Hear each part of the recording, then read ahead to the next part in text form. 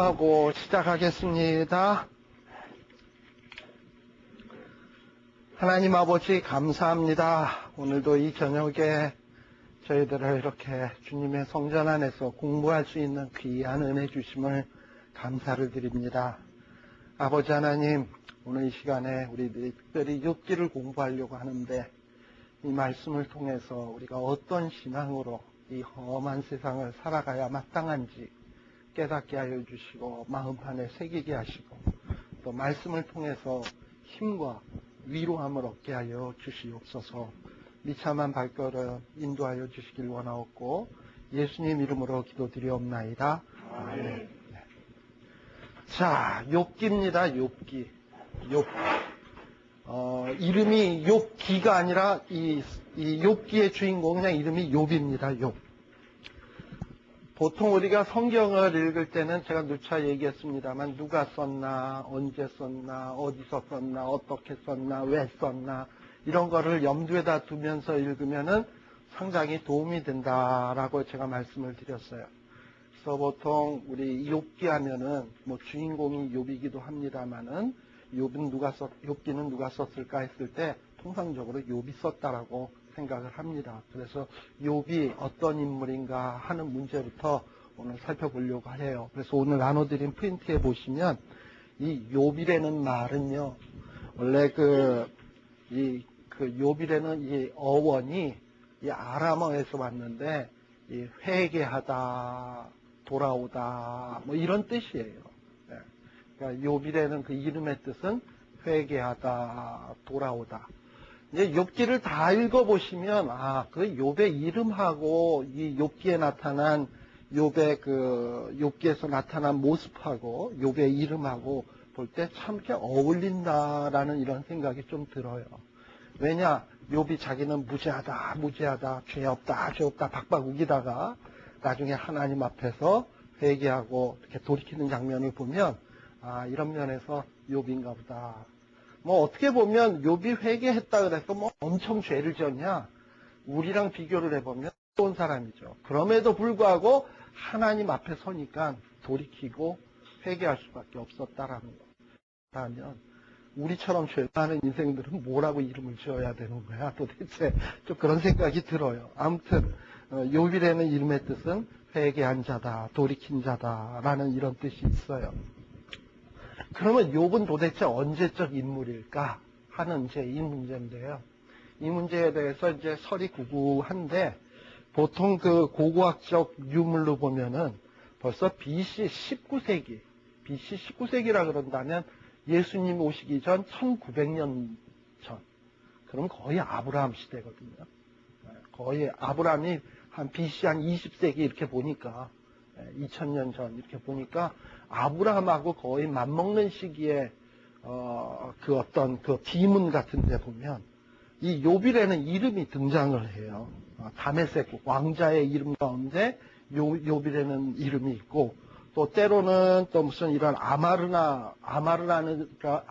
제가 이빨이 빠져서 이렇게 알자 발음이 잘 아마르나 서판인가 하는데 보면 또 욥이라는 이름이 또 등장을 해요. 그런 걸 보면 BC 아브라함 시절 때에 이 욥이 굉장히 통용되던 이름인 것 같다. 그렇다면 아마도 욥이 그 시대에 살았던 인물이 아니겠나 하는 생각을 충분히 짐작해 볼 수 있습니다. 제가 이 얘기를 왜 하느냐 하면 많은 사람들이 그 욥기 1장에서부터 3장에 보면 천상의 대화가 나오잖아. 사탄이 나오고 하나님이 나오고 그러다 보니까 이게 무슨 역사적 사건으로 안 보려고 그러고 무슨 신화적인 얘기, 전설적인 얘기로 보려고 하는 사람이 있단 말이죠. 욥의 이야기를. 그러니까 어떤 동화고 허구의 인물이지 역사적 인물이 아니다라는 식으로 보려는 사람들이 참 많아요. 그러니까 욥기가 실제 역사가 아니라 이거 뭔가 소설처럼 쓴 책처럼 그렇게 생각하려는 사람들이 참 많은데 이 욥이 어떤 허구의 인물, 소설 속의 인물이 아니라 실제 역사상의 인물이다라는 걸 얘기하고 싶어서 지금 이 얘기를 하고 있는 겁니다. 그럼 도대체 이 욥기는 지금 대충 고고학적 유물들로 보면 한 BC 한 20세기에 이런 유물들이 나오는데 성경 내용하고 이렇게 비교했을 때 욥이 언제적 인물일까 하는 거를 또 추측을 할 수 있어요. 그거 첫 번째가 뭐냐 하면은 이 욥기에 보면은 모세의 율법에 대한 언급이 그렇게 많지 않아요. 그러다 보니까 모세의 율법을 알기 전에 인물이 아니겠냐. 그러니까 모세보다 훨씬 앞서 시대의 인물이 아니겠냐라고 생각하는 거예요. 아브라함도 모세 율법보다 앞선 사람이잖아요. 그래서 대충 이런 내용을 봤을 때 욥이라고 하는 인물은 아브라함 시대쯤, 족장 시대, 어떤 이스라엘이 나라로 이루어지기 전 시대, 그러니까 굉장히 오래된 인물로서 많이 봐요. 물론 또 어떤 사람이 이런 얘기하는 사람도 있어요. 욥기에 보면 많은 지혜의 문제를 다루다 보니까 솔로몬 때 기록된 거 아니겠냐, 뭐 이렇게 추측하는 사람도 있는데, 근데 우리가 욥이 굉장히 오래된 인물로 보는 가장 중요한 이유 중에 하나는, 거기 여러분들 중간 약간 밑에 보면은 욥의 연령, 이 욥이 환난 당하고 난 다음에 하나님이 회복시켜 주잖아요. 회복시켜주고선 그 다음에 몇 년을 더 살았다고 되어 있냐면 140년을 더 살았다 그랬거든. 그러면 욥이 고난당할 때 몇 살쯤 됐겠습니까? 최소한 30이 넘었다 하더라도 140년 더 살았으면 170세. 만일에 욥이 사람들한테 존경받는 인물이랑 어떤 족장급쯤 된 인물이라고 친다면 한 60, 70세라 그런다면 140세라 그런다면 200살이거든. 그러면 한 200살 정도 인류가 살았던 때가 언제겠습니까? 아브라함이 175세 살았고, 이삭이 180세 살았고, 뭐 이렇거든요. 그러니까, 최소한 아브라함 시대 정도의 사람들이 보통 한 200세 가까이 살았으니까, 그 시대의 인물이 아니겠나, 이렇게 추측을 하게 되는 거예요. 그래서, 이 욥이라고 하는 인물은, 굉장히 오래된 인물이었다. 족장 시대의 인물이었다. 아브라함, 이삭 이 시대의 인물이었다라고 생각을 할 수 있어요. 자, 그러면 과연 욥이 그럼 200살까지 산 욥이 성경을 기록했다라는 증거는 또 어디냐 하는 거가 여러분들이 거기 보시면은 우리 장로님하고 권사님들 드려야지.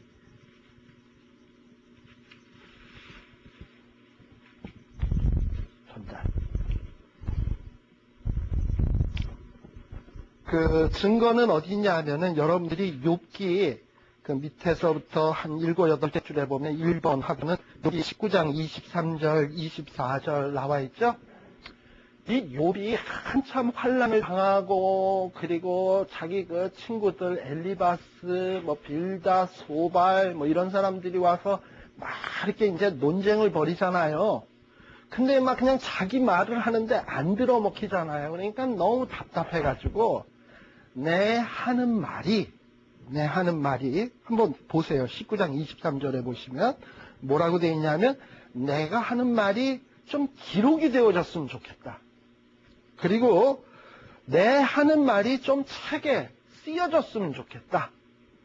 그리고 또 어느 정도냐면 자기가 하는 말이 안 지워지게 철필, 그러니까 철로 된 이렇게 끌로 된 철필이나 혹은 연으로 된 것으로 돌에 새겨졌으면 좋겠다. 막 이렇게 탄식을 하는 걸 봐요. 그러니까 자기가 하는 말이 좀 어딘가가 확실하게 남겨졌으면 좋겠다라고 막 이렇게 탄식하는 모습을 보거든요. 근데 보세요. 욥이 이제 회복이 됐습니다. 그리고 몇 년을 더 살았다. 아까 조금 전에 얘기할 때 140년. 140년 동안 그때는 환난 당할 때가 아니잖아. 잘 먹고 잘 살 때잖아. 그렇다면은 그때에 자기가 이렇게 자기가 하는 말들이 기록되기를 원했다면은 과거를 회상하면서 자기가 했던 말들, 친구들이 했던 말을 기록 안 하겠습니까? 이 똑똑한 사람이. 그죠? 그래서 이 욥기는 욥 대신에 누가 쓴 게 아니라 욥 자신이 분명히 썼을 것이다 라고 이렇게 생각할 수 있어요. 그래서 욥기는 욥이 썼고 보통 한 족장 시대 때 쓰여졌겠다라고 생각을 합니다. 자, 그 다음 페이지 보시면 그런데도 불구하고 이제 학자들마다 얘기는 설이 많습니다. 욥기가 욥이 쓴 게 아니라 모세가 쓴 것 아니겠냐, 이렇게 얘기하는 사람도 있어요. 근데 그렇게 주장하는 사람은 뭐냐면 욥기 안에 모세의 율법에 대해서 많지는 않지만은 율법에 대한 몇몇 이야기들이 좀 나오는 게 있거든요.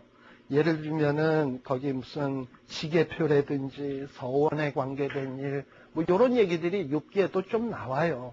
그러니까 이거는 율법을 쓴 사람이 쓴 거 아니겠냐, 뭐 이렇게 얘기를 합니다만은 뭐 지계표나 서원에 대한 거는 벌써 모세 이전에도 있었던 일이에요.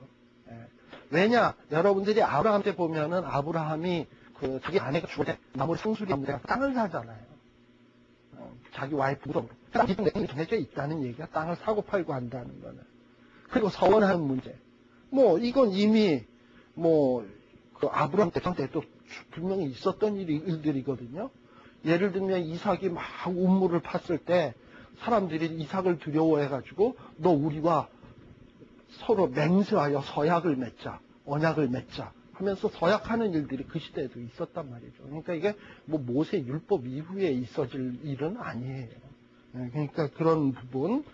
그 다음에 또 어떤 사람은 또 솔로몬 아니겠냐, 이건 요 얘기는 좀 했잖아요. 욥기의 지혜에 대해서 많이 기록되어 있다 보니까 솔로몬이 쓴 거 아니겠냐 하는데, 사실 뭐 지혜에 대한 얘기는 뭐 솔로몬만 썼겠습니까? 애굽에도 지혜에 대한 문제는 있었던 거고, 중국의 공자, 노자 뭐 이런 사람들도 지혜에 대해서 논했던 거고, 뭐 애굽에도 있고, 뭐 메소포타미아, 이집트, 오만 나라에 다 있었던 문제니까 뭐 솔로몬만이라고도 딱 얘기하기 어려운 거고. 또 어떤 사람은 욥기에 보면은 욥기는 예레미야가 썼을 것 같다라고 주장하는 학자도 있어요. 그런 얘기는 왜 그러냐 하면은 여러분들이 그 3번이라고 되어 있는 세 번째 줄에 보면 예레미야 20장 14절 한번 보세요. 예레미야 20장 14절 이하를 쭉 보시면 욥이 한 말하고 비슷한 말이 나와.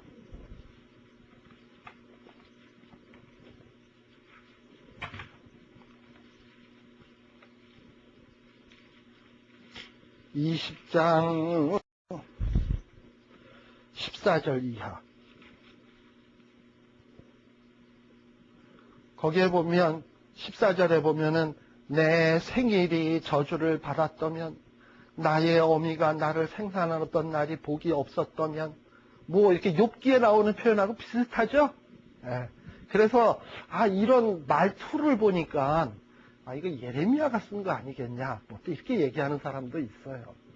근데 뭐 자기가 너무 힘들다 보면 아이고 힘들어 죽겠다, 이 얘기는 오늘 우리 시대도 하는 말이고 이전 시대도 하는 말이고 이러는 거고, 이스라엘 사람들은 표현이 이렇게 어미가 나를 낳지 않았더라면, 내 생일이 없었더라면, 이게 한탄의 표시니까 이렇게 쓰는 거지 예레미야만의 어법은 아닌 것 같아요. 어쨌든 그래서 제가 앞서도 얘기했지만은 욥기는 족장 시대의 인물이고, 욥기는 뭐 예레미야가 쓴 것도 아니고 솔로몬이 쓴 것도 아니고 욥 자신이 썼을 것이다 라고 생각하는 것이 정설로 보는 게 좋습니다. 그래서 4페이지 이제 거의 밑으로 내려가 보면 5번쯤 되는 부분에 보세요.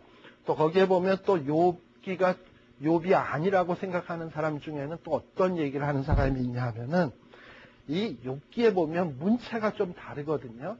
1장에서부터 3장까지는 뭐 천상의 대화, 하나님과 사탄 뭐 이야기하는 장면, 무슨 옛날 얘기식으로 돼 있잖아요.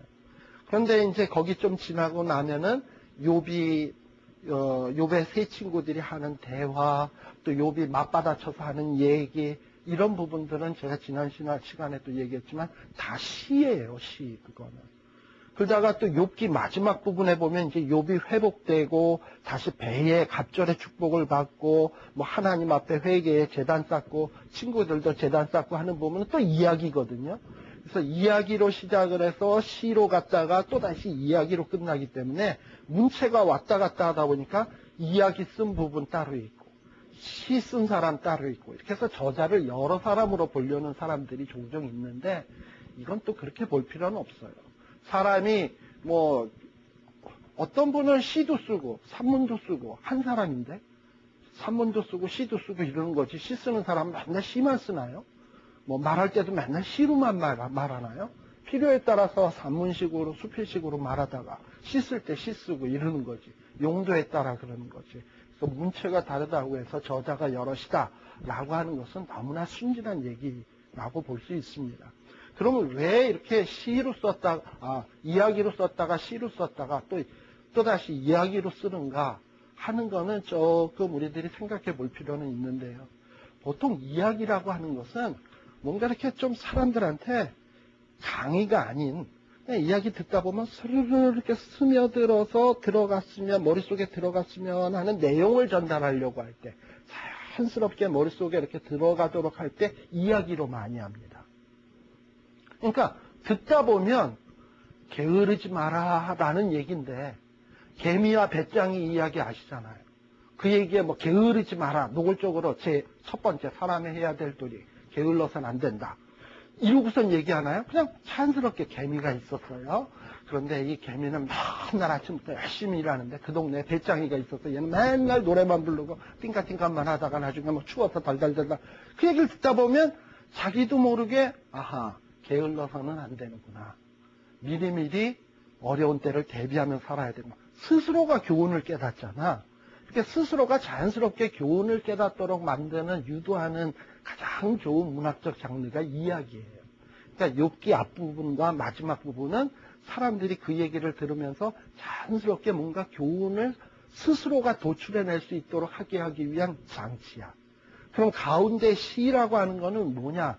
지난 시간에도 얘기했습니다만 시라는 거는 감정을 자극하는 거거든요. 그러니까 그 시, 욥의 친구들의 시, 욥의 시, 서로 이렇게 디스커션하는 그 내용을 시로 씀으로 인해서 욥의 친구들이 죄를 자기들 판단에 죄를 보았을 때 막 분노하는 격한 감정들, 이런 감정들을 읽는 사람도 좀 같이 느꼈으면 하는 기대감이 있는 거예요. 또 반면에 욥이 또 반박하잖아요. 반박할 때 사람이 넌 죄인이야, 죄를 회개해야 돼, 이럴 때 얼마나 신경질 나겠어. 암만 찾아봐도 자기는 죄 없는데 막 화가 날 거 아니야, 부글부글.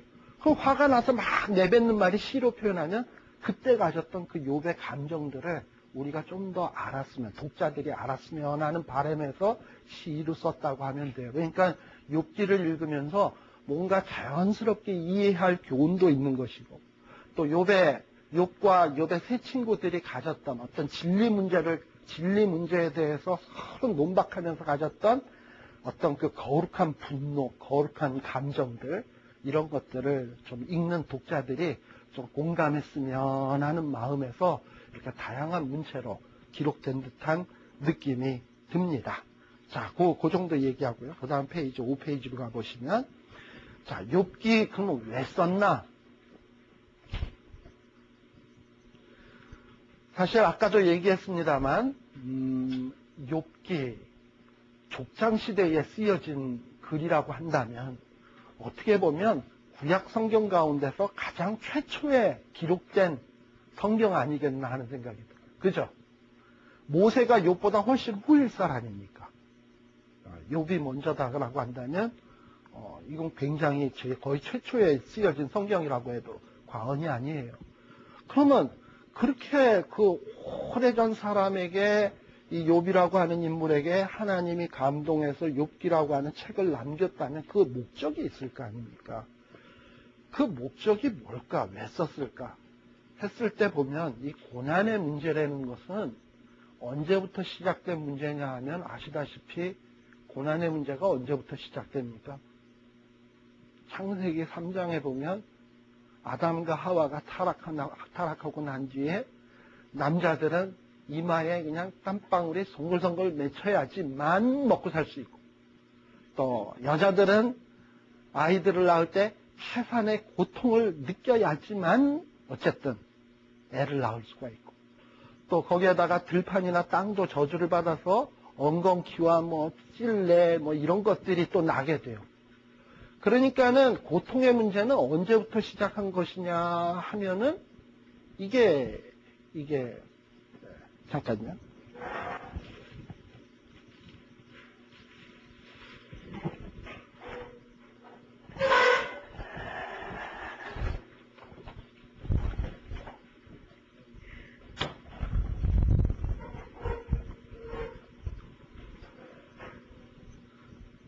이 고통의 문제라고 하는 것은 어떻게 보면 아담과 하와 때서부터 시작된 문제라고 보면 돼요.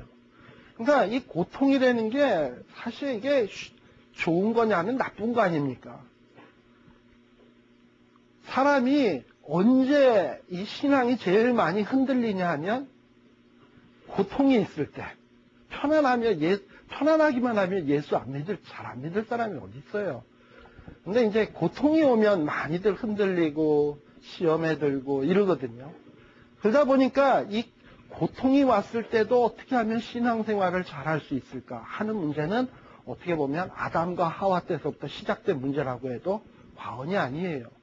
그런 면에서 우리 하나님께서 이 고통의 문제는 오래전 역사에서부터 시작된 문제이기 때문에 이 문제에 대해서 하나님이 사랑하는 사람들이 어떤 자세로 살아야 될 것인가, 고통의 문제 앞에서 어떤 자세로 살아야 될 것인가 하는 것을 깨우치기 위해서 모세보다도 이전에 욥이라고 하는 인물을 통해서 그 고통의 문제를 경험케 하고 그 경험 속에서 느끼고 깨달았던 내용들을 기록해 해서 그 욥의 글들을 읽는 하나님의 사람들이 온전한 사람이 될 수 있도록 하기 위해서 쓰여진 글들이 이게 이 욥기의 기록 목적이 아니겠는가. 특별히 근데 욥기가 히브리어로 일단 기록되었을 거 아닙니까? 지금 우리가 갖고 있는 성경에 보면 욥기는 히브리어로 기록되어 있거든요. 그럼 히브리어로 기록이 되었다면 그 욥의 1차 독자는 누구냐면 바로 이스라엘 사람이죠. 그러니까 이 이스라엘 사람들이 하나님의 백성으로서 살아갈 때 고통의 문제는 항상 느끼고 체험하는 것인데 그 고통의 문제를 어떻게 받아들이고 어떻게 소화하고 고통당했을 때는 어떤 자세로 임해야 되는지 이런 거를 우리 하나님이 깨우칠 필요가 있는 거거든요. 그래서 욥이라고 하는 인물을 통해서 이 욥기에 이렇게 긴 이야기를 쓴 것 같습니다. 자, 그러면 이런 하나님의 백성들을 고난의 문제 앞에서 온전하게 하기 위해서 쓴 것이라 한다면은 여러분들이 그 욥기 기록 목적이라고 되어 있는 그 칼라 5페이지에 보면 밑에서부터 세 번째 줄에 보면 욥의 기록 목적의 밑에서부터 세 번째 줄에 보면 진정한 그 고난 앞에서 가져야 될 지혜가 뭐냐 했을 때 욥기가 얘기하는 건 뭐냐면 자신들의 한계를 깨달으라는 거예요.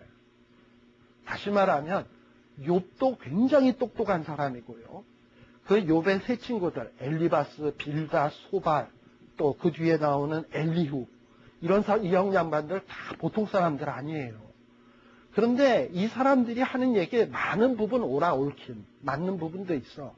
그러나 이들이 암만 똑똑하다고 해서 이들이 하는 말들이 100% 옳으냐 하면 100% 옳은 사람은 하나도 없어요. 욥도 똑똑하지만 그가 한 말이 또 다 옳은 건 아니야. 그러니까 결국 욥기의 내용은 뭐냐면 여러 인물들을 다 보여주면서 그러나 100% 옳지 못하는 것을 보여줌을 통해서 인간은 어쩔 수 없이 한계가 있을 수밖에 없다. 어떤 그 지식에 한계가 있을 수밖에 없다. 어떤 모르는 부분이 있다. 따라서 인간은 어떻게 살아야 마땅하냐 하면 모르는 부분이 있기 때문에 하나님 앞에 의존적일 수밖에 없다. 라는 거를 그런 자세를 가르치기 위해서 쓰여진 책이 바로 욥기입니다.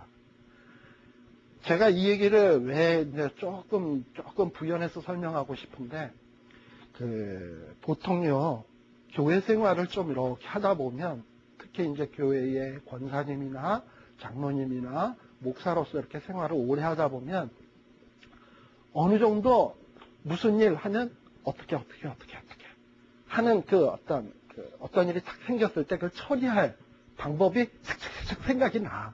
네. 심지어는 여전도회 회장으로서 부엌일 오래 하시던 양반은 이번 주일이 총동원 주일이래. 그럼 벌써 머릿속에 메뉴가 쫙 나오고 어디서 몇 명 동원 해서 며칠째 시장은 얼마나치 보면 예산 딱 나오고 다다닥 나와. 그쵸? 그리고 그러다 보니까 그걸 여러 번 하다 보면 그게 진리가 돼버려. 자기도 모르게 마음속에. 그래서 이미 오래 교회에서 그 부엌 짬밥이라 그러죠. 부엌 짬밥 오래 먹었던 권사님이나 여전도의 회장급 되는 사람은 이미 마음속에 자기 이 교회에서는 이게 진리야. 자기가 하는 말이 진리야. 그런데 타 교회에서 오랫동안 또 이제 거기에서 뭐 부엌 일을 오래 하시던 양반이 이제 멀리 이사 와서 일로 와서 이제 교회 봉사하겠다고 부엌 일을 하겠다고 왔는데 그러니까 이쪽 여전도 회장이 뭐 답이 딱 나와 있는데 거기 와서 뭐라고 딱 거들잖아요. 뭐 어떻게 됩니까? 심벌저 짱 하듯이 장하고 와장창하고 불이 번쩍번쩍 튀는 거지 이제. 이게 왜 그러냐면 교회 생활 조금 오래 한 사람들은 이미 자기 마음속에 진리가 굳어져 버려. 부엉일도 하나의 진리가 돼버리고 신앙생활도 그래. 그래서 자기가 보는 그 관점에서 조금만 빗나간 것들은 다 비질리고 정죄의 대상이 돼버려요. 참 무서운 얘기예요 이거. 그러다 보니까 이 욥의 세 친구들 있잖아요. 엘리바스, 빌닷, 소발. 이 양반들은 나름대로 신앙의 노하우가 다 있는 사람들이야. 뭐 어떤 가정에 재난이 닥쳤다. 그건 죄 때문이야. 벌써 이미 마음속에 진리가 딱 정해져 있어. 그 고난의 문제를 해결하는 길은 회개하는 거야. 답이 착 나와 있어요. 그러니까 그대로 안 하면 이건 죽일 놈이야. 근데 보니까 욥이 자기네 식대로 안 하거든요. 그러니까 막 서로 지금 논쟁이 벌어지고 죽이니 살리니까지는 안 나왔어도 서로 막 정죄하고서 막 얘기가 붙기 시작하는 거예요. 근데 성경에서 보면 욥기에 보면 물론 나중에 하나님 앞에 섰을 때 다 이 세 사람들은 욥의 세 친구도 회개했어야 되지만 욥 역시도 잘한 건 아니거든요. 다 문제가 있었어요. 결국은 뭐냐면 욥기 전체에서 말하는 건 욥도 문제가 있고 욥의 세 친구들도 문제가 있다는 거예요. 물론 다 틀렸다는 건 아니지만. 그럼 누가 제일 옳으냐? 하나님 한 분뿐이라는 거예요.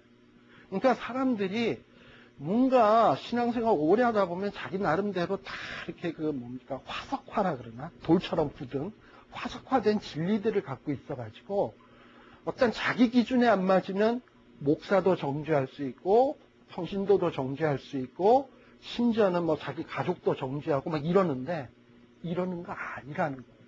내가 다 아는 거 아니다. 오직 정죄하고 판단하실 리는 하나님뿐이다.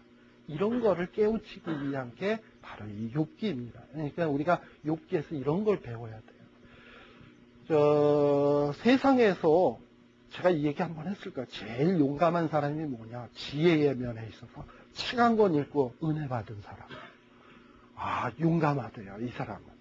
은혜를 너무 팍팍 받아가지고. 그래서 그게 다 진리인 거야, 책 한 권 읽은 게. 그래가지고 자기 기준대로 안 맞으면 다 정죄하고 그래. 내가 이 얘기를 누가 했더니 어떤 집사님이 저한테 그러더라고. 그거보다 더 무시무시한 사람이 있대요. 그래서 누군데요? 그랬대. 2권 읽은 사람이래. 그래서 그건 왜 그런데요? 그랬대. 이 사람은 자기가 책을 2권 읽었기 때문에 자기는 균형 감각이 있다고 생각한대나? 그래가지고 자기는 좌로나 우로나 치우치지 않기 때문에 용감하다는 거야. 근데 2권 읽고선 세상 진리를 어떻게 알겠습니까? 그러니까 이 엘리바스나 소발이나 빌닷이나 엘리후나 이런 사람들은 책 2-3권 읽은 사람도 아니고 그 이상을 읽은 사람들이고 욥도 마찬가지인데 그것도 한계가 있다는 거예요. 그러니까 자기가 아는 진리로서 함부로 남을 판단하거나 정죄하거나 뭐 하는 거는 굉장히 위험한 일이다. 그저 어떤 진리의 문제에 있어서 물론 나름대로 판단 없는 것은 아니겠지만 판단하는 문제에 있어서만큼은 하나님 앞에 맡기는 것, 이런 것들이 신앙의 올바른 자세다라는 것을 이 욥기가 우리에게 가르쳐 주려고 하는 것 같아요. 사실 여기 지금 나침반교회는 아니지만 여기 고신 계통의 분들이 많잖아요. 교단이 고신, 그리고 저는 합동, 뭐 이러고서 이러다 보면 이 고신이나 합동 측 사람들은 굉장히 보수적이다 보니까 이걸 잘해. 판단을 잘해. 정죄도 잘하고. 근데 사실은 이 부분에 있어서 우리가 굉장히 조심해야 될 문제인데 이런 부분을 욥기를 읽으면서 여러분들이 좀 고려하면서 그리고 어떤 자세를 가져야 될 것인가 하는 거를 욥기 속에서 좀 배우려고 노력을 하도록 하세요. 자, 그 다음에 그러면 욥기의 내용에 대해서 이제 조금 이야기를 합시다. 5페이지에 보면 자, 이 욥기는 도대체 그러면 어떻게 썼나? 자, 하는 부분인데 거기에도 지금 제가 써놨습니다만 이 욥기는요 100%가 다 맞는 이야기만 다 기록된 게 아니야. 다시 말하면 뭐 엘리바스, 빌닷, 소발 이 사람들이 하는 얘기 참 좋은 얘기 많아요. 그러나 100%다 맞는 건 아니에요. 특히 욥을 정죄하는 부분에 있어서는. 그러니까는 거기에 나오는 글들을 100% 맞는다라고 이렇게 읽기 시작하면 욥기를 잘못하면 굉장히 오해하기가 쉽습니다. 그러니까 어떻게 읽어야 되냐? 전체의 내용을 염두에다 두고 읽을 때 그것들이 진리가 되는 것이지, 앞뒤 꼬리 잘라내고 말 어느 한 부분만 딱 잘라서 읽어버리면 이거는 큰 오해를 살 수 있습니다. 그러니까 전체의 구조 속에서 욥의 말, 욥의 세 친구의 말을 읽어가면서 어떻게 연결되는가 해서 이렇게 연결을 시켜나갈 때 이 말씀들이 진리가 되는 것이지, 그냥 앞뒤 다 잘라서 한 토막만 딱 잘라내면 이거는 아닌 거예요. 나는 도둑이 아닙니다 했는데 아닙니다 빼고 나는 도둑. 그래서선 김철원 스스로 자기가 도둑이라 자복하다. 신문기자가 이렇게 썼다고 썼다고 해봅시다. 이 말 돼요? 왜 뒷말을 빼먹어? 그러니까 전체를 봐야지. 근데 간혹 요즘 신문기자들 글 쓰는 거 보면은 뭔가 사람들의 시선을 끌기 위해서 그냥 오해 살 만한 그런 말만 탁 하잖아요.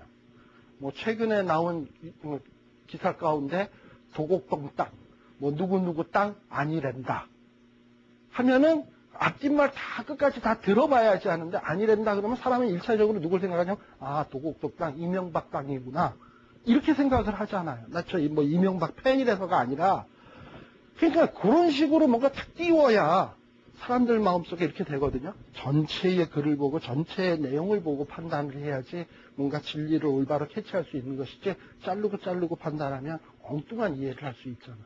그러니까 바로 욥기를 읽을 때 전체의 어떤 이 흐름, 내용을 파악하고서 봐야 된다. 그럼 제일 중요한 게 뭐냐 하면 말이죠. 욥기는 이 시작 파트에 하나님의 선언, 선포하는 내용을 1차적으로 우리가 놓치지 않고 읽어야 됩니다. 그 하나님의 선언의 내용은 뭐냐면 욥기 1장 1절, 거기 제가 성경 구절 써놨습니다. 한번 봅시다.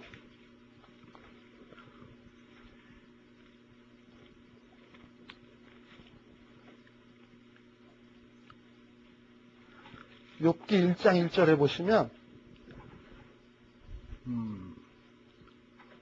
이 욥기를 딱 쓰는 첫 마디에서부터 뭐라고 시작하냐면 전제야. 이게 대전제. 1장 1절이 뭐냐면 우스 땅에 욥이라고 이름하는 사람이 있었는데 그 사람은 죄인이다? No. 그러니까 욥기의 대전제는 뭐냐면 욥은 죄 없다. 순전하고 정직하고 하나님을 경외하고 악에서 떠난 자였다. 그러니까 하나님의 선언은 뭐냐면 1차적으로 욥은 의로운 자다. 이걸 선언해놓고 시작을 하는 거예요. 그 다음에 또 1절 그렇고 5절에 보시면 욥이 어느 정도로 선한 자였냐면 잔칫날이 지나면, 보통 잔칫날에 보면 포도주도 있고 뭐 고기도 있고 뭐 이러잖아요. 그러다 보면 고기 같은 경우에는 우상 앞에 바친 제물 같은 게 있을 수도 있고 뭐 좀 부정한 음식이 있을 수도 있고 그렇잖아요. 그러면 욥은 어떻게 하냐면 자기 자녀들 다 불러다가 속죄제를 드리면서 성결케 하는 제사를 꼭 드렸어. 번제를 드리고. 그리고 그렇게 집안에 죄가 없도록 하기 위해서 애쓴 인물이 누구냐? 욥이다 이 말이에요. 그러니까 욥은 진짜 순결한 사람이었다. 또 8절에도 보면 뭐라고 돼 있냐면 이건 지금 누가 하는 말입니까? 8절은 하나님이 누구에게 하는 말입니까? 사단에게. 하나님의 선언이에요. 이거는 하나님이 자기가 선언하는데 하나님의 선언은 뭐냐면 욥같이 순전하고 정직하여 하나님을 경외하며 악에서 떠난 자가 세상에 없다. 그러니까 욥보다 더 깨끗하고 의로운 인물은 없다. 그러면 이렇게 하나님의 판단이 이렇다면 욥의 친구들 누가 있습니까? 엘리바스, 엘리후, 뭐 소발, 빌닷 뭐 이런 친구들 있잖아요. 이 친구들이 욥보다 더 순전하고 정직하고 온전할까요? 아니죠. 이거는 욥이 더 그렇다는 얘기예요. 근데 그럼에도 불구하고 욥의 그 친구들하고 욥과 비교했을 때 누가 더 그냥 정말 쇠 빠지게 고생하고 그냥 뭐 정말 고통 속에 신음합니까? 욥이잖아요. 그러면 우리 시각에서 봤을 때 이 일이 정당합니까? 정당 안 하지. 어떻게 더 의롭고 더 순전한 사람이 더 고생을 할 수 있나? 말이 안 되잖아요. 네. 말이 안 돼. 그러니까 성경은 지금 어떻게 시작하고 있냐면 욥기의 전제가 뭐냐면 욥은 누구보다도 의롭다는 거예요. 세상에 사는 어떤 사람보다도. 그런데 그런 욥이 세상에 어떤 누구보다도 힘든 고난을 당한다. 라는 얘기로 알고 지금 스토리를 전개해 나가는 겁니다. 그러면 우리 마음속에 드는 생각이 뭐예요? 왜 그러면? 어떻게 그렇게 의로운 사람이 왜 남보다 더 고생을 해야 돼? 왜? 왜 그래? 이 생각을 가질 수밖에 없잖아요. 그 생각 가지면서 욥기를 읽으라는 거예요. 이럴 수가 어떻게 있나? 이러면서 읽으라는 거예요. 그런 숙제를 가지고. 그래야지 이 욥기를 제대로 읽을 수 있어요. 이 욥에 대해서 조금 더 그냥 인물적으로 조금 생각해 볼 필요가 있는데, 이렇게 하나님도 의롭다고 한 사람이고, 또 22절에 보면 또 욥이 어느 정도로 훌륭한 분인가. 1장 22절. 이제 욥이 환난을 당했어요. 그랬으면 환난이 어느 정도로 당했냐 보면은 자식들 다 죽었죠. 예. 그리고 지금 자식들 다 죽은 다음에 하는 얘기가 22절이에요.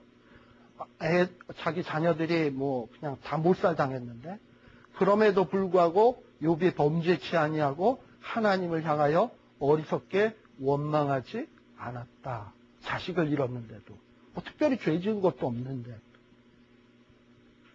그리고 또 뿐만 아니라 3절에 보면 또 이거 누구의 판단이냐면 하나님의 판단입니다. 하나님의 선언이에요. 3절에 2장 3절. 하나님이 또 역시 사단에게 말하기를 뭐라 그러냐면 사단 네가 나를 격동하여 욥을 까닭없이 욥을 치게 하였어도 욥은 자기의 믿음을 지켰다. 까닭없이 의로운데도 불구하고 고통을 당하게 했는데도 믿음을 지킨 인물이 누구다? 욥이다. 라고 이렇게 얘기를 하고 있어요. 대단한 인물이죠. 10절. 또 가장 힘든 게 뭐냐면 어떤 이렇게 고통이 생기고 어려움이 생겼는데 그래도 옆에서 와이프가 우린 이겨낼 수 있어. 뭔가 뜻이 있겠지. 할 수 있어. 할 수 있어. 이러면 그래도 남자들은요 강한 것 같아도 여자들의 말 한마디에 힘을 얻어가지고 그냥 또 이렇게 견뎌내요. 그런데 어떤 고통을 당했는데 와이프가 와서 그냥 진짜 불난 집에 부채질 매운데 눈에다가 눈물 나는데 거기다 눈물에다가 또 고춧가루 뿌리고 이러는 식으로 욥도 고통당해서 힘들어 죽겠는데 와가지고 욥한테 와가지고 10절에 보면은 9절에 보게 되면 이렇게 우리가 이렇게 자기 몸이 만신창이가 되도록, 만신창이가 어느 정도 됐냐 거기 보면 7절에 보시면 발바닥에서 정수리까지 뭐가 났다? 악창이 나게 하고, 그 악창이 나니까 너무 가려워서 기와 조각으로 벅벅 긁어야 시원할 정도로 그런 악창이 나게 됐는데 어디 가셔요? 빨리 가세요. 빨리.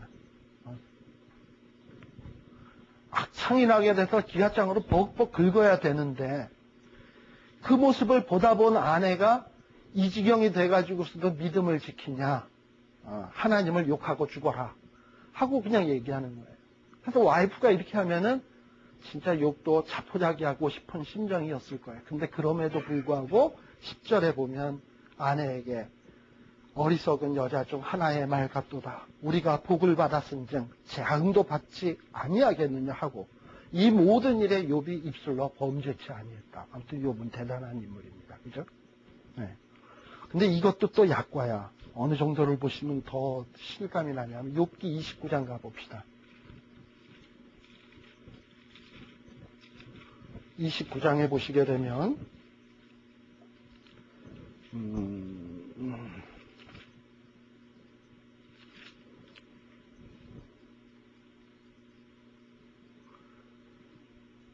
한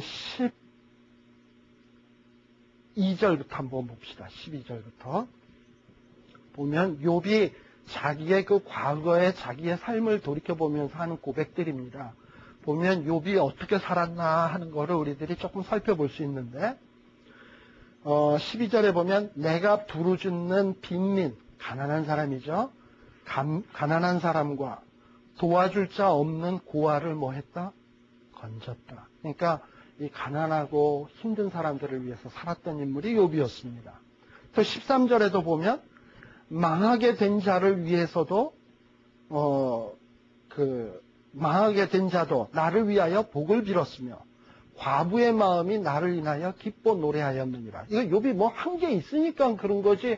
그냥 뭐 갑작스럽게 뭐 사람들이 이렇게 욥을 위해서 이런 생각을 하겠습니까? 네. 그러니까 욥이 이거는 뭔가 대단한 어떤 삶을 살았다라는 걸 보여주는 거예요.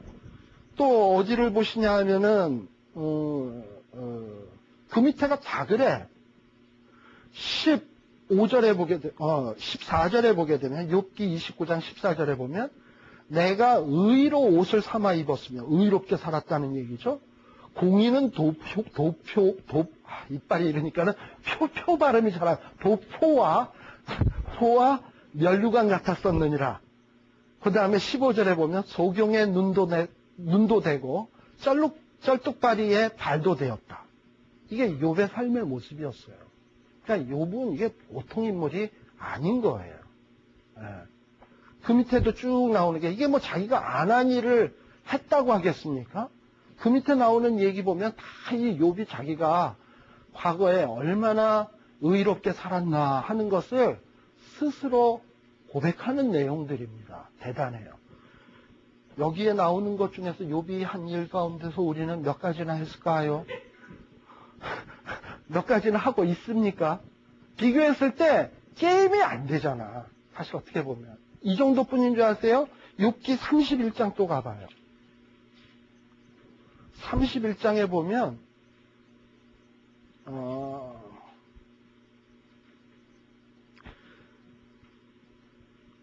31장 1절에 보면 내가 내 눈과 언약을 세웠나니 어떤 언약이냐? 나는 음란한 것 이런 거는 내가 다시는 보지 않겠다. 내 누나 내가 너한테 약속한다 했으면 길거리에 쭉쭉빵빵 쫙 빠진 어떤 여자들이 쫙 걸어가는데 눈이 가냐? 욥은 안 갔어. 이 대단한 남자야. 네. 뿐만 아니라 5절에 보게 되면 언제 나의 행위가 허탄하였으며 나의 발이 괴율에 빨랐던가. 네. 그런 적이 없다는 거죠. 또 여기 계속 얘기해 보면 언제라는 말이 굉장히 많이 나옵니다. 7절에 보게 되면 또 언제라는 말 나오죠. 언제 내 걸음이 길에서 떠났던가. 그 길이 어떤 길이겠습니까? 의로운 길이겠죠. 정도에서 떠났던가. 언제 내 마음이 내 눈을 따라갔던가. 내 손에 더러운 것이 묻었던가. 뭐 이러고 있어요. 또 9절에도 보면 언제 내 마음이 여인에게 유혹되어 이웃의 문을 엿보아 기다렸던가. 뭐 이런 적 없다는 거죠. 참 이런 걸 보면 어떤 사람은 이런 생각, 혹시 욥이 이거 고자 아니야? 부부관계도 별로 좋지 않고 이런 생각이 아무튼 굉장히 의롭게 살았던 사람이면 틀림이 없습니다. 그리고 언제까지 어디까지 또 욥이 훌륭한 인물이냐면 13절에 보면 남종이나 여종이 나로 더불어 쟁변할 때에 내가 언제 그의 사정을 멸시하였던가. 사실 우리 밑에서 일하는 인플로이들이 있잖아요. 말대답하면 뭐라 그래요? 네가 주인이야? 하고서 팍 눌러버리고 그냥 그 사정을 묵살하기 십상이잖아요. 그럼에도 불구하고 욥은 자기 밑에 사람이라고 해서 그들의 사정을 무시하거나 이런 적이 한 번도 없다는 거예요. 스스로 고백할 때. 대단한 인물이에요. 예. 그리고 16절에 보면 또 뭐라고 되어 있습니까? 내가 언제 가난한 자의 소원을 막았던가. 과부의 눈으로 실망케 했던가. 19절에 또 보면 내가 언제 사람이 의복 없이 죽게 된 것이나 빈궁한 자가 덮을 것이 없는 것을 보고도 뭐 이렇게 내가 안 도와줬던 적이 있냐. 네.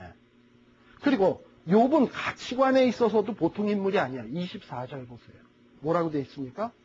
내가 언제 금으로 내 소망을 삼고 정금더러 너는 내 의뢰하는 바라 하였던가. 이 얘기는 욥이 의뢰한 게 뭐였습니까? 정금입니까? 돈입니까? 하나님이었다는 말이에요. 진짜 올바른 가치관으로 살았던 인물입니다. 그러니까 이 욥은 대단한 인물이에요. 대단한 인물이에요. 자, 이렇게 훌륭한 인물인데 이렇게 순전하고 온전하고 정직하고 정말 문제라고는 찾아볼 수 없는 사람인데 이 욥기의 내용에 보면 욥이 당하는 고난은 너무나도 처절합니다. 그죠? 처절한 게 바로 그 얘기예요. 그래서 이 내용은 욥기의 내용은 5페이지입니다.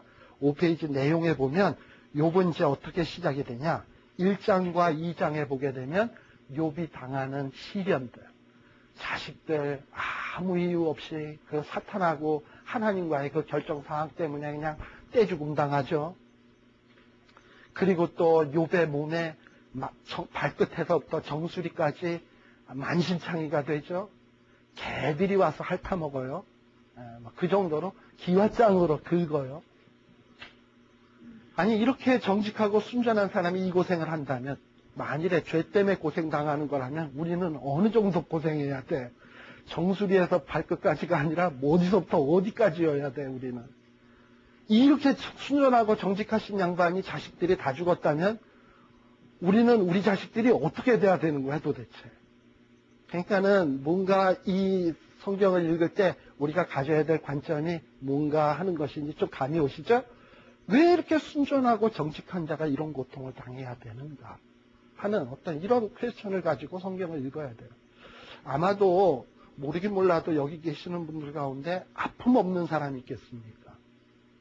세상에 아픔 없는 사람은 한 사람도 없어요. 다 누구도 남 모르는 고통 하나쯤은 있어요.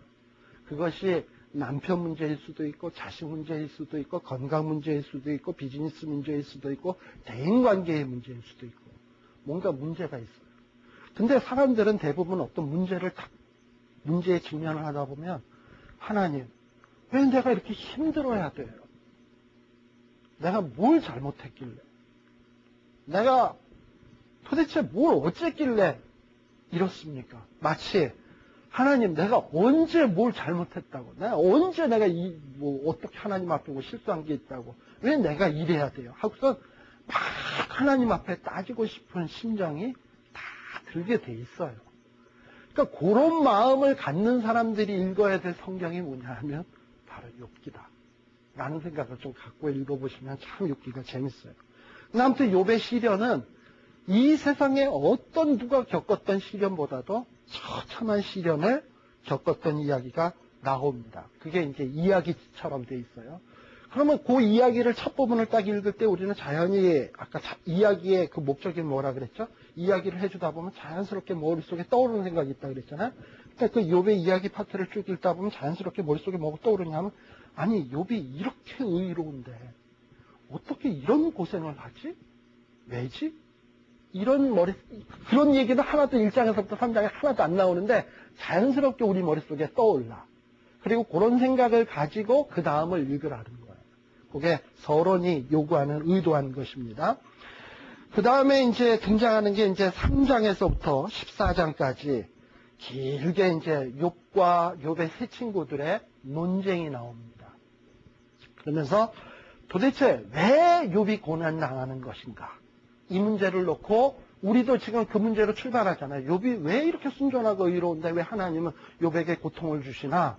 이런 의문으로 출발했잖아요. 근데 이 문제를 가지고 욥의 세 친구와 욥 사이에 논쟁이 벌어집니다. 그러면서 그 논쟁 속에 우리도 같이 좀 참여하기를 원해. 그러면서 한 번은 욥의 친구 입장이 돼서 막 거룩하게 보고 또 욥의 입장이 돼서 막 반박도 해보면서 의로운 사람, 하나님 앞에 바르게 살려고 살 사람의 심정을 좀 이해해 보기를 원합니다.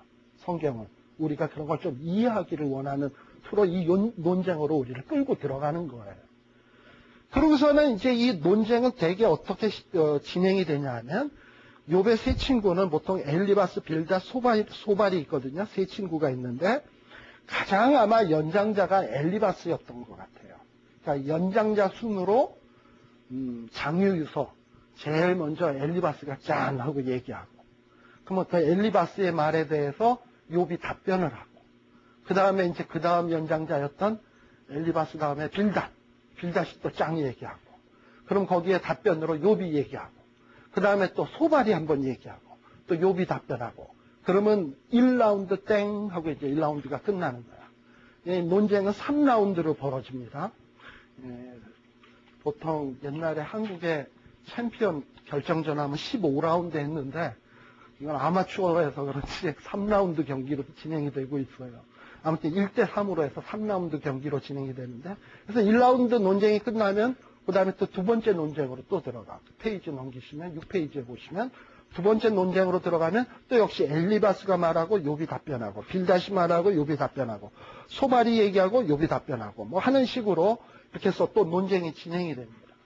그리고 또 그 다음에 또 2라운드 땡 하고 끝나게 되면 세 번째 논쟁 해가지고 또 엘리바스가 얘기하고 욥이 답변하고, 뭐 빌닷이 얘기하고 욥이 답변하고, 이런 식으로 되는데, 세 번째 논쟁에 들어서니까는 이미 KO 돼서 나가 떨어지는 사람이 하나 생겨요. 그게 누구냐 하면 소발이야. 좀 제일 모자랐던 것 같아요. 이름하고 비슷하게. 그래서 소발은 더 이상 아무 말도 못해. 그러면서 뭔가 3라운드가 땡 하고 끝이 납니다. 그리고 난 다음에 누가 등장을 하기 시작하냐 하면 뭔가 이렇게 승부가 결정이 안 나. 근데 가만 보니까 뒤에서 엘리후라고 하는 친구, 제일 젊은 친구인데, 이 젊은 친구가 가만 보니까 자기보다도 연장자라고 하는 엘리바스, 빌닷, 소발 뭐 얘기하는데, 뭐 이렇게 좀 설득력 있게 욥을 굴복을 못 시키는 것 같아. 그러니까 에이 내가 나서야 되겠다 하고서는 등장하는 게 이게 엘리후입니다. 근데 역시나 엘리후 역시도 뭔가 욥을 설득하지 못합니다. 그러니까 욥의 세 친구도 엘리후도 다 설득하지 못해요. 욥을 설득하지 못해. 결국 뭐냐면 늙은 자나 젊은 자나 어느 누구도 욥의 고난의 문제에 대해서 명쾌하게 해답을 내리는 사람이 없다는 거예요. 그 얘기를 하고 싶은 거예요. 그러면서 얘기가 진행이 이렇게 쭉 진행이 됩니다. 그러고서는 엘리후가 등장을 했는데 엘리후 역시 그래. 그러다 보니까 이제 나중에 고난의 문제에 대해서 답을 누가 내려야 되냐? 하나님이 등장하는 거예요. 하나님이 쫙 나타나서 6기 38장서부터 하나님이 하는 얘기로 쫙 나와요. 그러니까 해결이 딱 돼.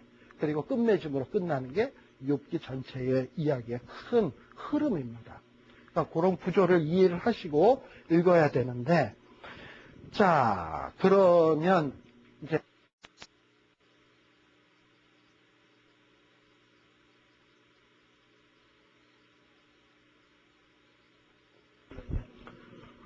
자, 8페이지를 펴시면은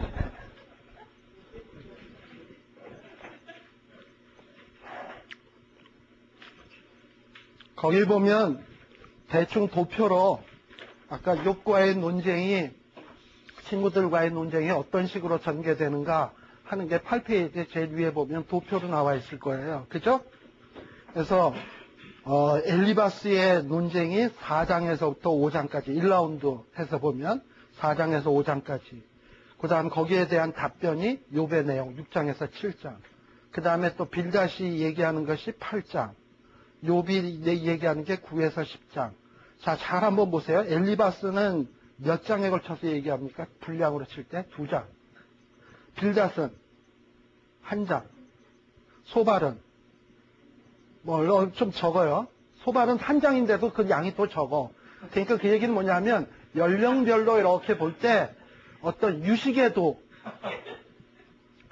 분량만큼 얘기하는 것 같아. 엘리바스가 아마 제일 똑똑했던 것 같아요. 대만 사람 엘리바스 연장자고, 그 다음에 빌닷은 좀 그만 못하고. 근데 거기에 반해서 답하는 욥은 몇 장씩 답을 하나 보세요. 기본이 2장이야. 욥은. 그러니까 욥은 분량적으로 봐도 친구들과의 대화의 내용에 있어서 전혀 안 꿀리고 지금 맞받아서 얘기 잘하고 있다는 거예요. 예. 이게 욥의 대화의 내용입니다. 그래서 1라운드, 2라운드, 3라운드 이런 식으로 진행이 되는데, 결국에 가서 친구들은 다 할 말 못하고 마지막 부분에 가보면 3라운드 제일 밑에 줄에 보면 욥의 3 모놀로그가 나옵니다. 친구들 말 못하니까 욥 혼자서 3번의 그 혼자서 말하는 걸 모놀로그라 그러죠. 네, 그런 식으로 혼자서 얘기하는 내용이 29장에서부터 31장까지 쫙 이렇게 등장을 합니다. 그러면 이 도표를 통해서 이렇게 탁 느끼는 게 뭐냐 하면 욥은 굉장히 할 말이 많은 사람이었다. 그리고 욥에 대해서 친구들은 전혀 설득시킬 만한 능력이 못 됐다라는 거예요. 어느 누구도 욥의 어떤 그 고난의 문제에 대해서 명쾌, 유쾌, 상쾌하게 답을 내릴 수 있는 사람은 하나도 없었다. 오직 이 부분에 있어서는 하나님밖에 없다는 거예요. 자, 그럼 도대체 욥의 세 친구들이 어떤 얘기를 했길래 욥을 유쾌, 상쾌, 명쾌하게 해결시킬 수 없었냐 하는 거를 한번 보자고요. 거기 8페이지에 보면 욥의 세 친구들의 기본적인 갖고 있는 그들의 그 진리관은 뭐냐 하면 인과응보야. 인과응보라는 말이 뭔지 알죠? 원인이 있으면 그대로 따르는 결과가 있다는 거. 이게 이 욥의 세 친구들이 갖고 있는 신학이요 진리의 판단 기준이에요. 이 사람들의 기준이에요. 이게 바로 그들의 그 내용인데, 즉 내용은 뭐냐? 사람이 의로우면 하나님이 복 준다. 그러나 악인은 하나님이 저주한다. 죄인은 벌 받는다. 이게 이들이 갖고 있는 기본적인 생각이에요. 근데 아마 이런 생각은 이들만의 생각이 아닐걸요. 오늘 우리의 생각도 마찬가지 아닙니까? 이건 어떤 부분에 있어서는 맞아요. 그런데 지금 욥기 같은 경우에 아까 욥은 하나님의 선은 우리가 이미 살펴보았습니다만 욥 같은 사람이 있다 없다? 없다. 욥같이 순전한 사람 없다. 그런데 욥보다 고난 더 많이 당한 사람이 있다 없다? 겉도 없을 정도로 욥은 고난을 당해. 그러면 이 기준에서 보면은 도무지 이게 안 맞아 돌아가는 거예요. 지금 이 내용은. 이들의 신학에는. 그러니까 세상에는 이런 일도 있다는 거예요. 세상에는. 꼭 의인이라 그래서 복 받고 꼭 악인이라 그래서 벌 받는 것이 100% 옳은 진리가 아니라는 겁니다. 근데 우리는 함부로 이런 옳지 않은 진리의 기준을 가지고 함부로 쟤가 집이 쫄딱 망했어? 죄진 게 많아서 그럴 거야. 누가 병이 걸렸대? 그 사람 숨은 죄가 있을 거야. 함부로 논단하고 판단하는 것 굉장히 위험한 거다라는 거죠. 이들의 기본적인 생각이 바로 그런 거예요. 그 생각은 엘리바스도 마찬가지고 빌닷도 마찬가지고 소발도 마찬가지예요. 그래서 여러분들이 거기에 내용을 보면은 다 아실 거예요. 우리 성경으로 한번 가서 봅시다. 여기에 나와 있는 이제 성경 다 볼 수는 없지만 대표적으로 이들의 생각을 판단해 볼 수 있는 내용들만 대표적인 것들만 제가 딱딱 좀 찝어서 한번 볼게요. 자, 욥이 3장으로 봅시다. 2장 끝부분서부터 봅시다. 자, 욥이 어느 정도 환난 당했는지 아시죠? 자식 다 죽었죠? 자기 몸은 정수리에서부터 발끝까지 악창이 났어요. 2장 7절. 그리고 오죽이 심한 악창이었으면 8절에 보면 기와 조각으로 더욱더 긁어야지 돼요. 막 이 정도로 지금 아주 심각한 지경에 이르렀어요. 그런데다가 가장 뼈아픈 건 10절에 보게 되니까 2장 10절에 보니까 부인까지도 그냥 막 욥을 욕하고 있고 욥이 믿는 하나님을 막 저주하라고 촉구하고 있어요. 그러면 이 고통을 아시겠습니까? 욥이 느끼는 그 고독감. 부인도 그렇지. 아무도 자기도 돌아보는 사람 없고 그 고통 속에 있는 거예요. 그런데 때마침 11절에 보니까 누가 이르렀냐 하면 친구들이 왔어.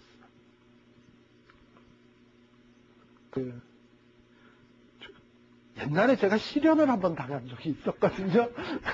그랬더니 제 친구가 그러대. 뭐는 무슨 색이고 뭐는 무슨 색인데 정은 무색이라 변함이 없대나. 그러면서 친구가 그러더라고요. 그래서 역시 여자들도 마음이 갈대와 같아서 이렇게 남자들의 마음을 아프게 하지만 남자 친구 대 친구는 이게 무색이라서 변함없이 우리의 우정은 계속 갈 거야. 이러고서 나를 위로하더라고요. 어쨌든 친구가 그때 좋긴 좋더라고요. 근데 지금 욥이 굉장히 지금 처절한 때인데 11절에 보니까 그 바로 때에 그 처절한 때에 누가 나타났냐? 세 친구가 나타났어. 대만, 수아 사람 이런 사람들이 나타났어요.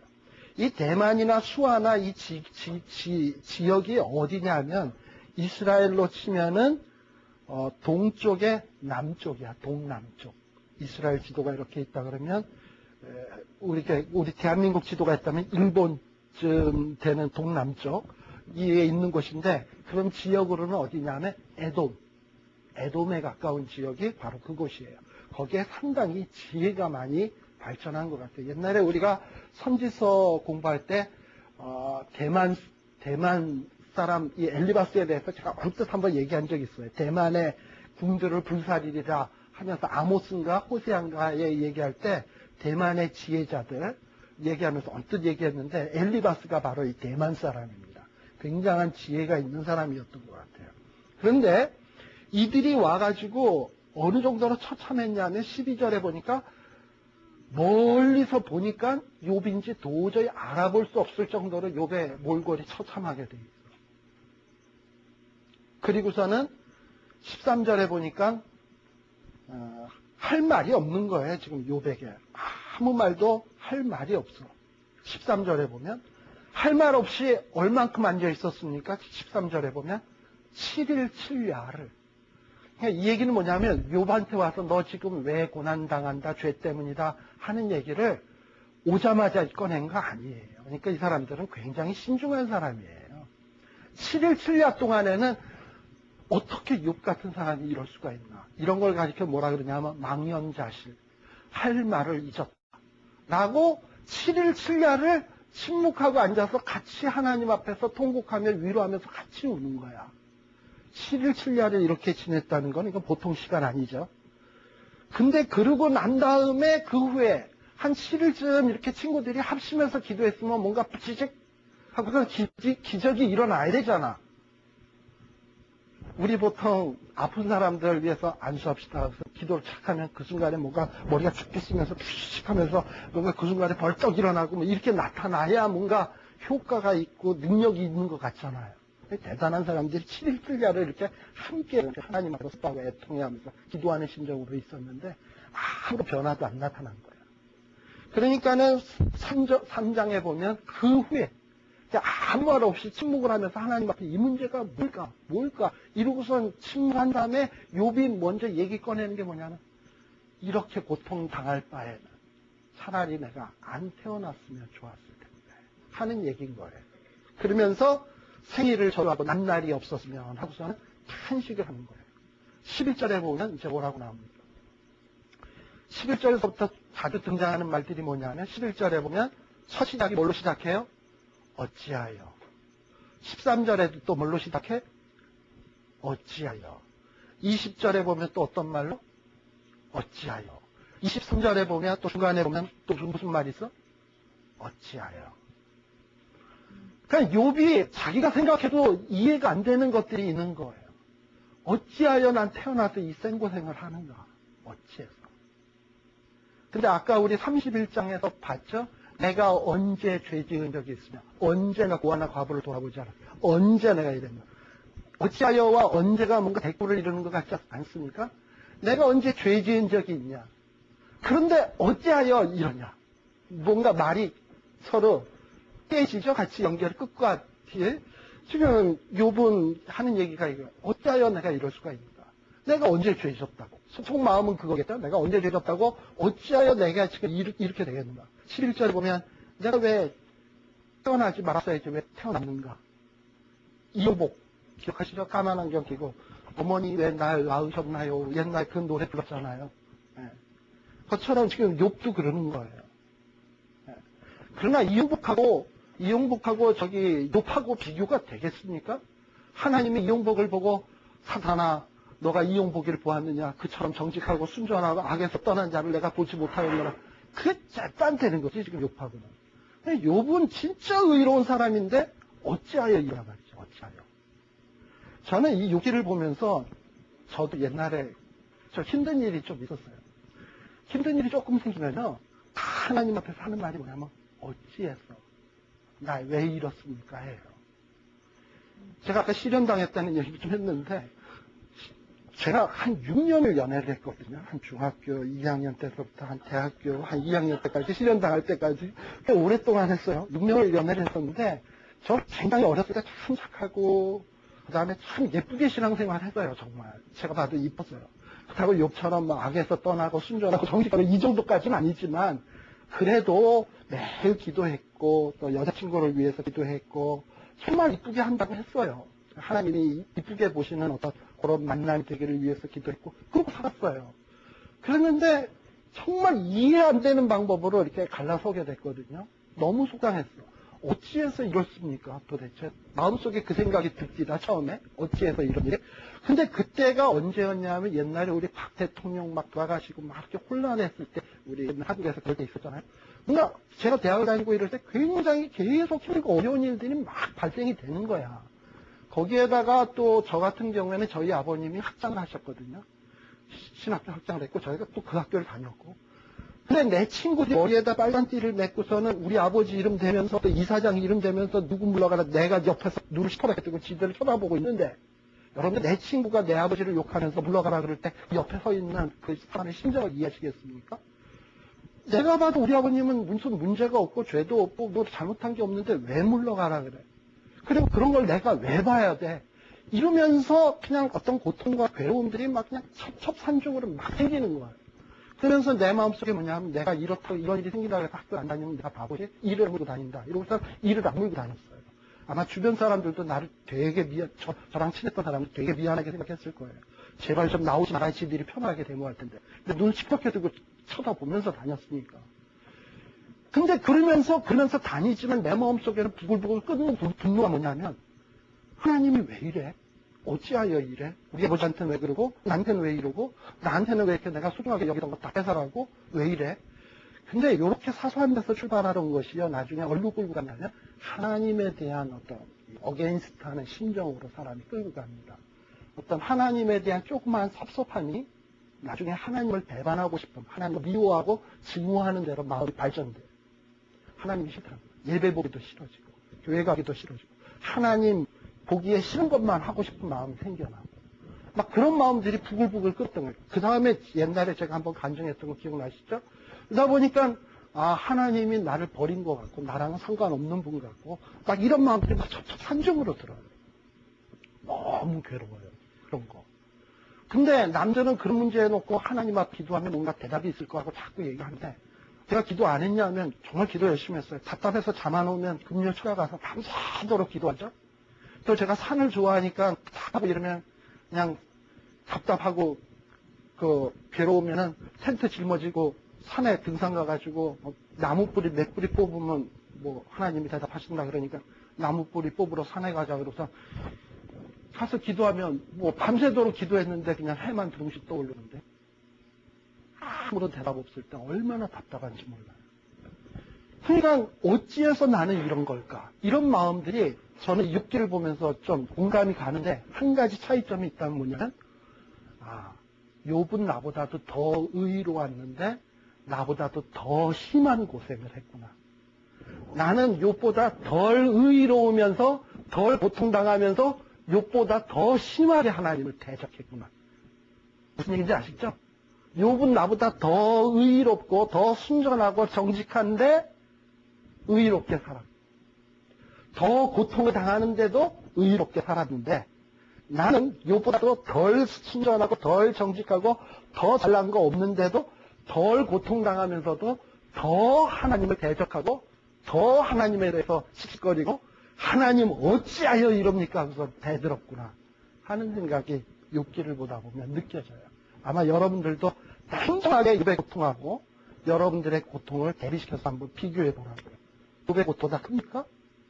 뭐 절대 안 커. 차라리요 어떤 경우에는 사람이 질병이 걸렸을 때 차라리 죽느니만 못한 질병이 있어요. 바로 그런 질병이 뭐냐면 욥의 질병이에요.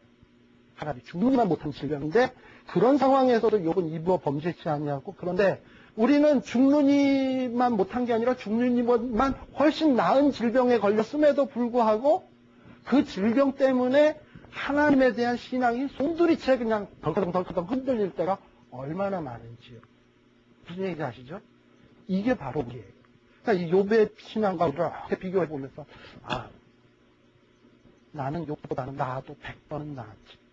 그렇다면 내가 가져야 될 신앙의 자리는 뭔가 하는 거를 생각해 볼 필요가 있어요. 그러다 보니까 어떤 분은 이런 생각할 수 있어요. 봐라, 욥도 자기 만나를 저주하고 차라리 안 태어났으면 하는 이런 어떤 절규에 가까운 얘기를 하지 않았느냐.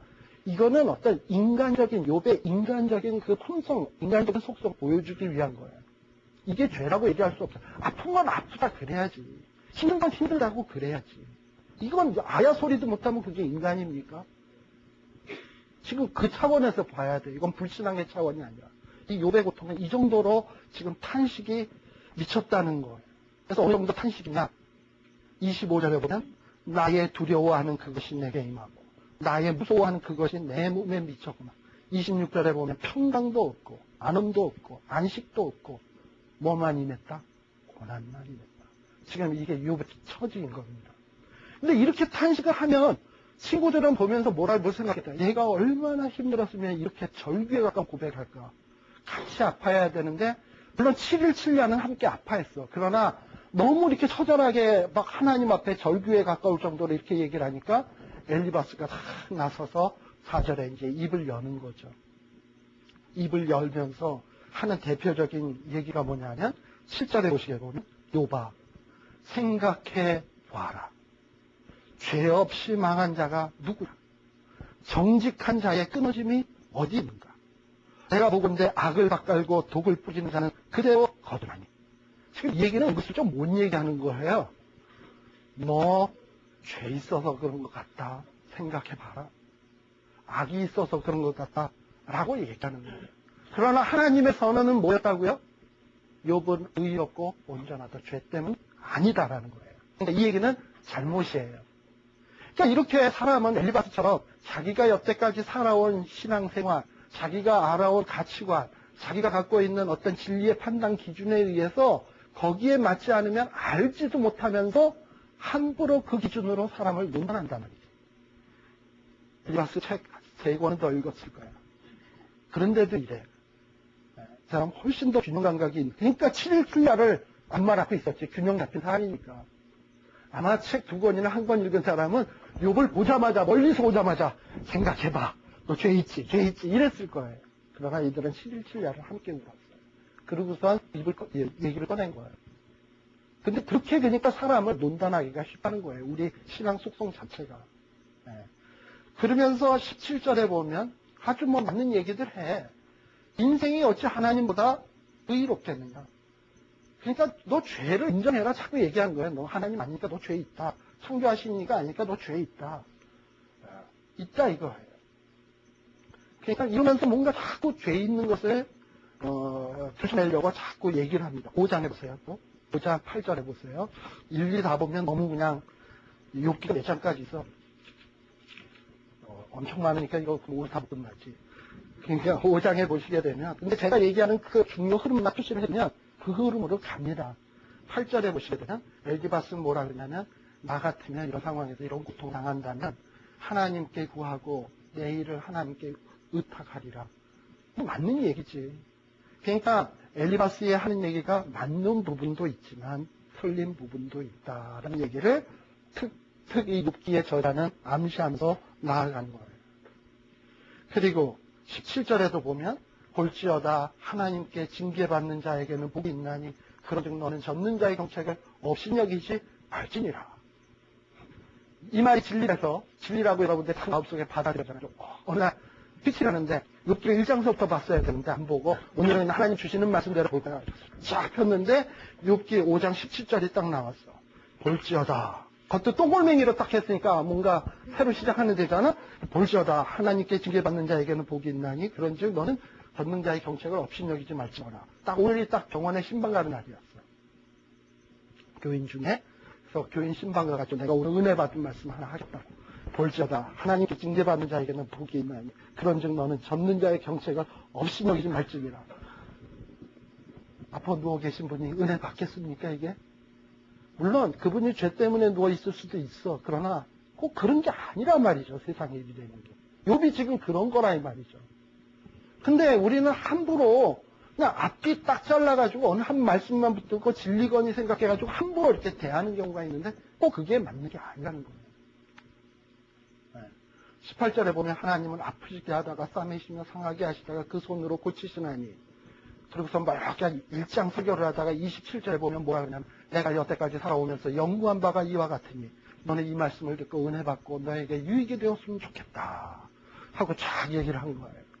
근데 지금 욥이 유익이 됐어요? 전혀 안 됐어. 2절에 보니까 6장 2절에 보면 뭐라고 됐어요? 자기가 뭐? 분한. 엘리바스의 예를 들으니까 뭐만 더 부글부글 끓어? 불안만 부글부글 끓어. 네. 그러면서 욥의 얘기는 뭐냐면 내가 언제 죄 지은 적이 있다고. 내가 언제 죄 지은 적이 있냐. 내가 이렇게 언제 잘못한 것이 있냐. 아까 그 얘기 했잖아요. 그럼에도 불구하고 4절에 보면 어찌하여 왜 전나의 화살이 내 몸에 박히고 나의 영이 하나님이 주시는 독을 마셨나니. 어찌해서 이런 일이 생겼는지 내가 I cannot understand. 지금 이 얘기를 하는 거야. 난 이해할 수가 없다. 내가 지금 이렇게 고통스러워하는 거는 이유가 있는 거 아니겠냐. 보통 들나귀가 울면 왜 울어요? 풀이 있으면 어찌 울겠습니까? 먹을 게 있으면 왜 울겠습니까? 소가 꼴이 있으면 왜 울겠습니까? 먹을 게 없으니까 울지. 이유가 있어야 우는 거지. 그렇잖아. 욥이 왜 탄식하고 왜 아까 그 난나를 저주하고 왜 이럽니까? 자기가 당하는 고통이 자기가 살아온 삶에 비해서 그렇게 좀 남보다 비교했을 때 의롭게 살았음에도 불구하고 당하는 고통은 남의 고난보다 훨씬 더 크단 말이지. 그러니까 어째서 왜 나에게 이런 일들이 생기나. 이것은 이해가 안 되는 거예요. 10절에 뭐라고 얘기합니까? 끝부분에 보면 나는 거룩하신 이의 말씀을 뭐 한 적이 없다?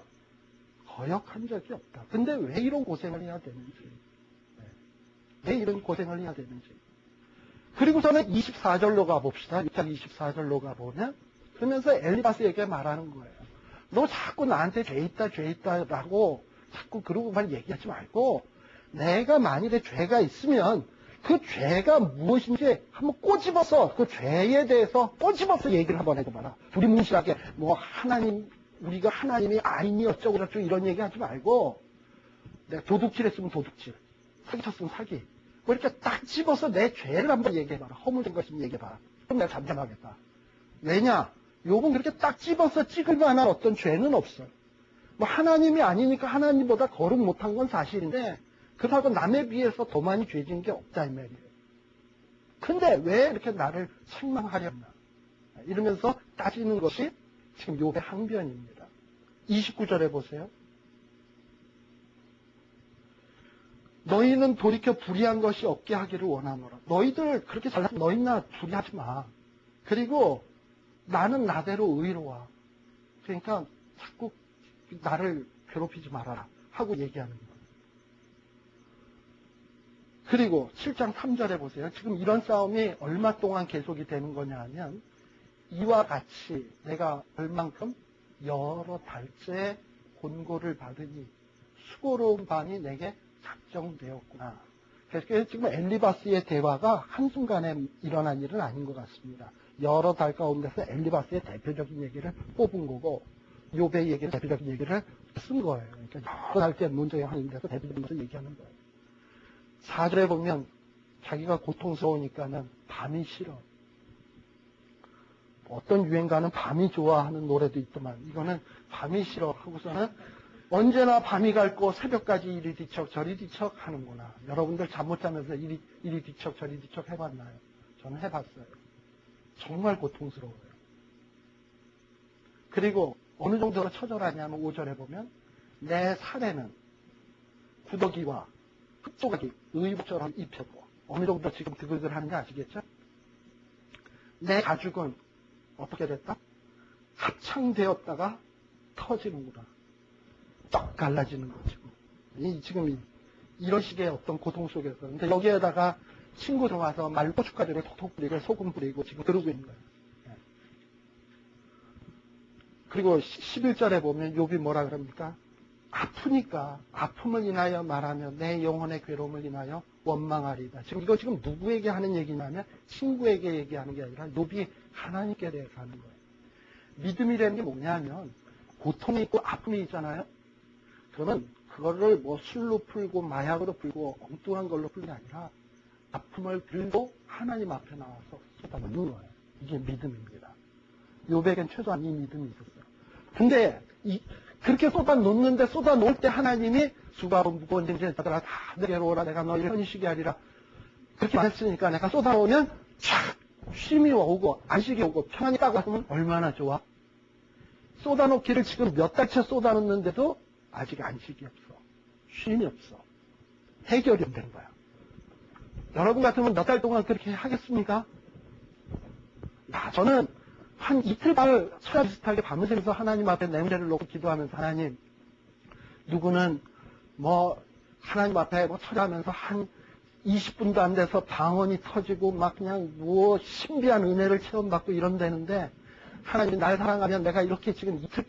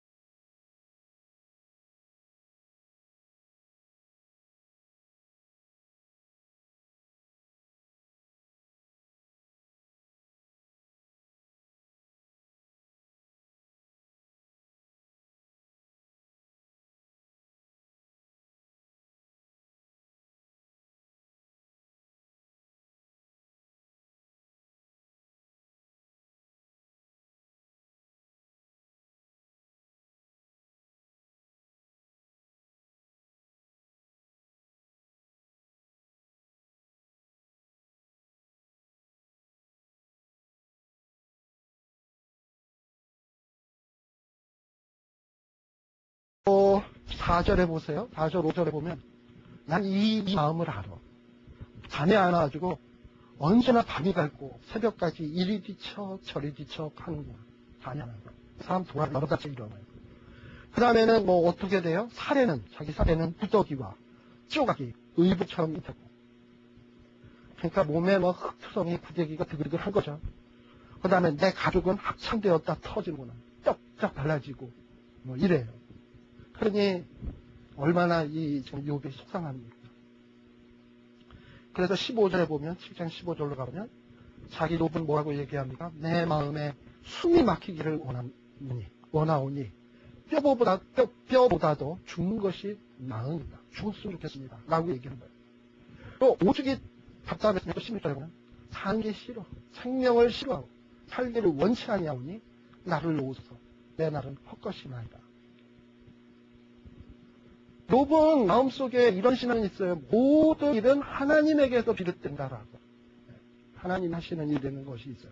따라서 자기가 고난당하는 것도 하나님의 섭리 가운데서 일어난다고 지금 믿고 있어요.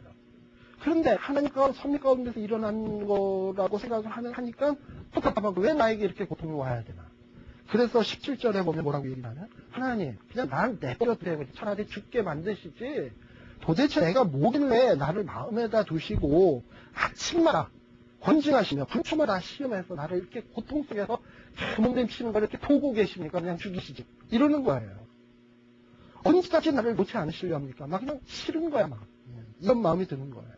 그리고 20절에 보면 이 마음이 뭐냐면 사람을 감찰하시는 자여 내가 범죄하였으니 주께 무슨 해가 되오리까? 어째요 나로 관역을 삼으셔서 스스로 무거짐이 되게 하셨나이까? 라고 얘기한다. 이거 누가 누구에게 하는 얘기입니까? 욥이 하나님께 하는 얘기예요. 그러니까 이제 이렇게 친구들하고 대화하다가 욥이 간간히 하나님께 대해서 막 속상할 때는 막 기도를 하고 이해해요. 신앙은 뭐가 신앙이냐면 고통이 있을 때 이 고통의 문제를 하나님 앞에 들고 가는 게 신앙이에요. 네. 내가 속상하잖아? 속상하면 술이나 마약이나 이게 아니라 이 문제 들고 하나님 앞에 가는 거야. 그래야 뭔가 해결이 있어요. 제가 가만히 보니까 저도 그랬던 거거든요. 내가 속상하니까 막 산에 갔다 그랬잖아요. 물론 그 당시에는 답이 없었어. 막 속상하면 산에 올라가서 떼굴떼굴 굴렀다 그랬잖아. 물론 그 순간에는 답이 없었어.